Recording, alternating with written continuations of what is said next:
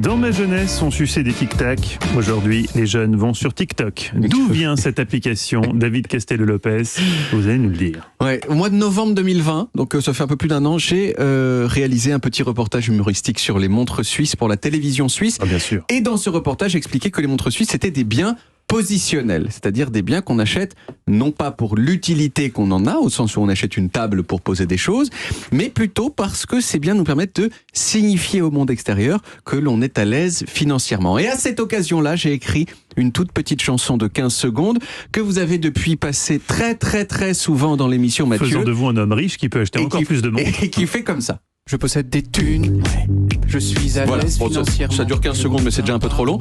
Et voilà. Et puis là, il y a un monsieur qui s'appelle John Homer qui a pris ce petit morceau de vidéo et qui l'a mis sur TikTok.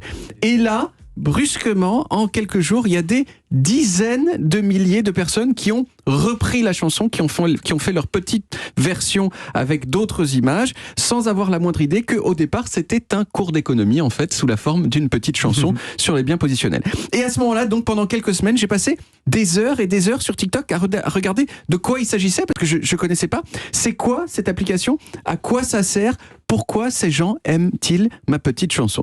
Et j'ai été un peu choqué par TikTok, parce que TikTok, en fait, c'est principalement à l'infini des gens qui s'imitent les uns les autres en train de faire des choses qu'ils ne savent pas très bien faire. C'est plein de phrases aussi qui sont censées vous inspirer, de niaiseries. Ça ressemble à un cahier de texte de collégienne, mais qui bouge. Voyez. Et il y a quelques personnes sur TikTok qui dansent très bien, par exemple, ça arrive. Il y en a aussi quelques-unes qui sont très drôles, mais dans l'ensemble, c'est vraiment pas top du tout. Il n'empêche qu'il y a 1 milliard de personnes dans le monde, plus que ça maintenant même, qui sont sur TikTok aujourd'hui. Et c'est d'autant plus dingue que ce milliard, TikTok l'a atteint en seulement 5 ans. Alors qu'il en a fallu plus de 7 à Instagram pour atteindre le même niveau et plus de 8 à Facebook.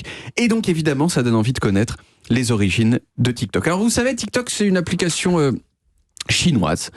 Et ça explique que l'histoire de TikTok ressemble pas à celle de toutes les autres applications. Vous savez, généralement, les applications célèbres, elles ont été inventées par deux garçons de 12 ans dans un garage, et puis paf, tout à coup, ils sont milliardaires.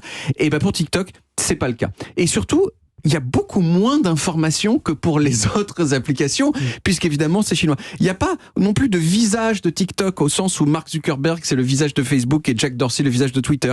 La seule information qu'on trouve facilement, c'est que ByteDance, l'entreprise qui détient TikTok, elle a créé TikTok en fusionnant plusieurs applications. Une application qui s'appelait Douyin et une autre qui s'appelait Musical.ly et qui permettait de faire des petites vidéos de playback comme on le fait aujourd'hui sur TikTok. Ils ont fait fusionner donc les fonctionnalités de ces deux applications pour créer une nouvelle application qui était TikTok.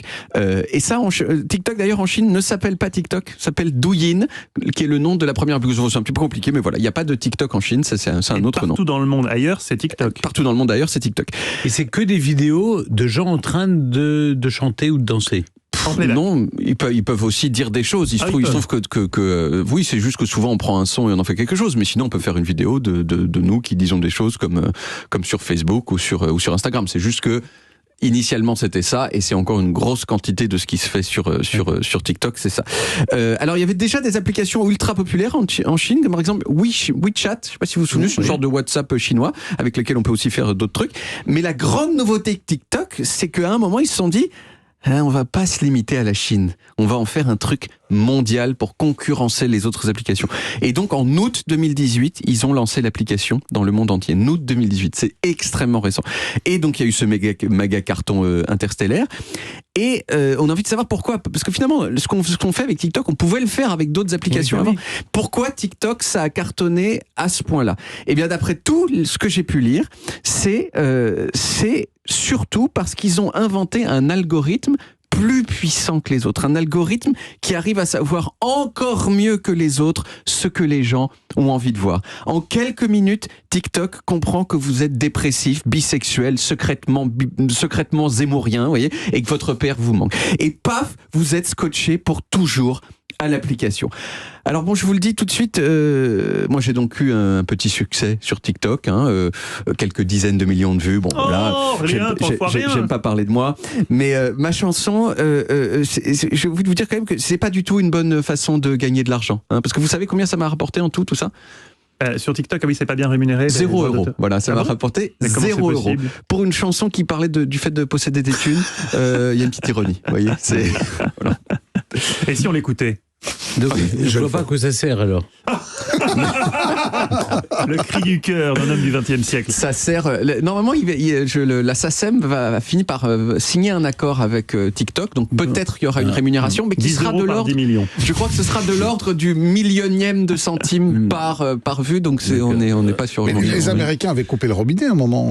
Oui, il y a eu tout ce truc-là avec où ils voulaient. On les accuse de prendre toutes nos informations. Parce qu'ils ne se soumettent pas exactement aux mêmes régulations que les autres applications. En tout cas, merci beaucoup David, c'est passionnant. On retrouve les origines en podcast sur toutes les applis audio et en vidéo sur YouTube Dailymotion et sur le site europe1.fr.